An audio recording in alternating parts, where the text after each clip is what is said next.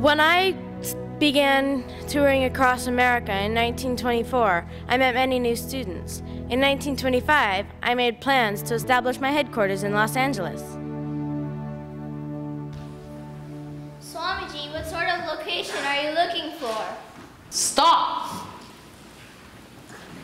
You can't go in there, that's private property! This place feels like home.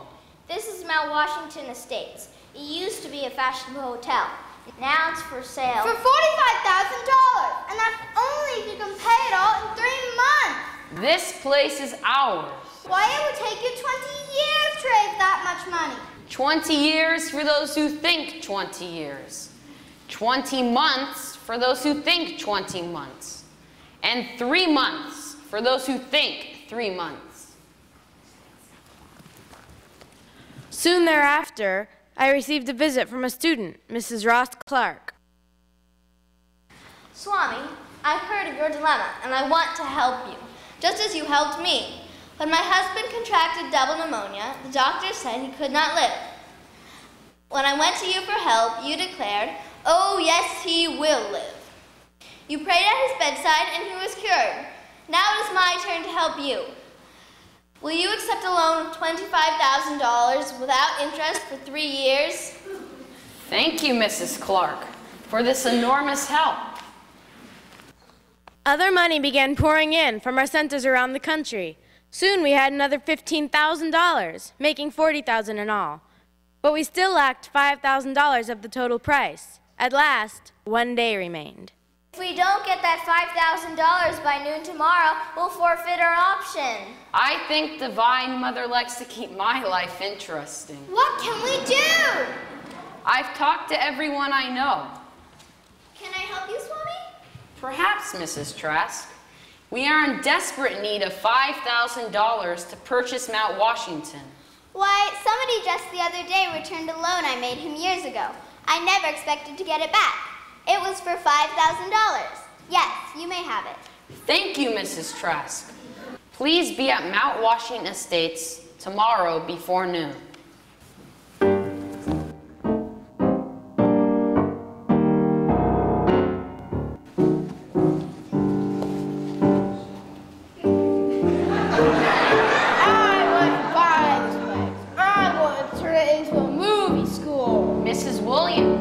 Mrs. Trask said she would bring the money by noon. It's already noon. Come on, Williams, let me pay you for this place. We will wait the rest of the day. I'm sorry I'm late. Thank you, Mrs. Trask.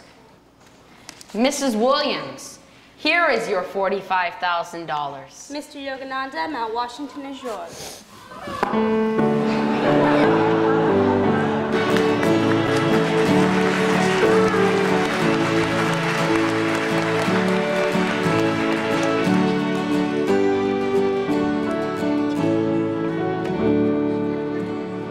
My first hope for Mount Washington was to make it a how-to-live school, similar to my own well-known school in India. I soon realized that my educational dreams were premature for this country. Mount Washington became a place where thirsty souls could devote their lives to God. For some years, I continued touring the country, lecturing and teaching, always sending the money home to Mount Washington. One evening, during the years of the Great Depression, I again spoke before thousands at Carnegie Hall. I spoke out against the way certain rich people were taking advantage of the poor. I actually mentioned a few names. After the lecture, Please, Swamiji, don't go home alone tonight. We fear for your safety. Has walked with you. God is with me. Whom have I to fear? Someone make him after him because of what he said.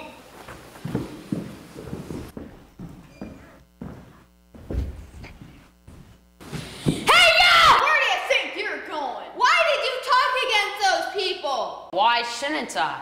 God is for the common man as much for the rich. Both are his children, and he is not pleased when his rich children take advantage of his poor ones. Get a load of this guy. Who does he think he is? We're going to make sure you don't ever talk again. Why do you live the way you do? You aren't happy. I demand that Satan come out of you, and that you change. What are you doing to me? We were sent to kill you. You can never win. Pick up your guns and throw them away. Help! I can't live this way anymore.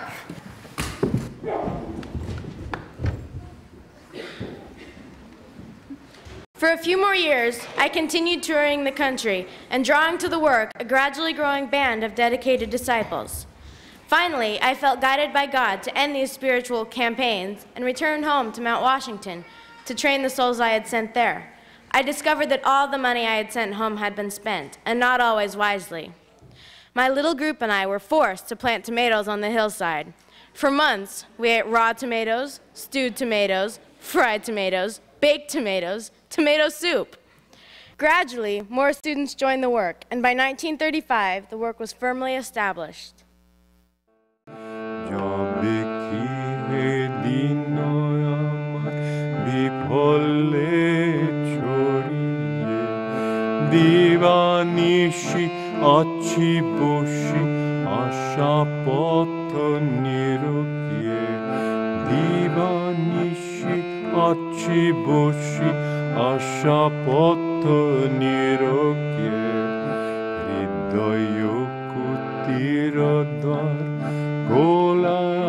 It was in 1935 that my guru, Swami Sri Yukteswar, summoned me back to India. With the financial help of my dear disciple, Saint Lin, I was able to make the trip. Words fail to describe my feelings at seeing my beloved guru again. We spoke for many hours about my past 15 years in America. I presented him with several gifts from all over the world.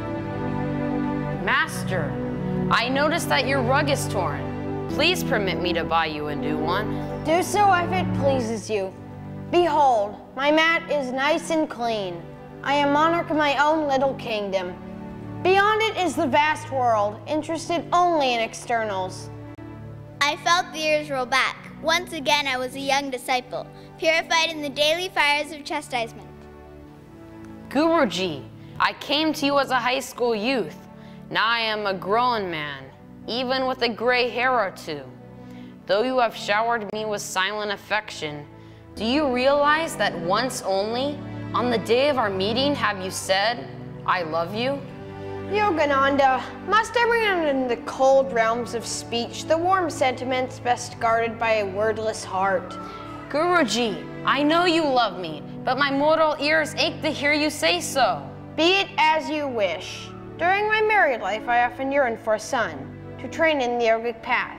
But when you came into my life, Yogananda, I was content. In you, I have found my son. Yogananda, I love you always. Your answer is my passport to heaven. Yogananda, I now bestow upon you the title of Paramhansa. It means Supreme Swan and represents the highest enlightenment. It formally supersedes your former title of Swami. Well, dear Guruji, I can imagine the struggle my American students will undergo over the pronunciation of Paramahansa. Yogananda, my task on earth is now finished. You must carry on. Please send someone to take charge of our ashram at Puri. I leave everything in your hands. You will be able to successfully sail the boat of your life and that of the organization to the divine shores. Sitting at the door of my soul, sitting at the door of my soul, like thy resurrecting Lamb, like thy resurrecting Lamb. Soon after, my master left his body. Despite all wisdom and perception, his death felt unbearable to me. My guru's death was a sign that God was releasing me to go back to America. Accordingly,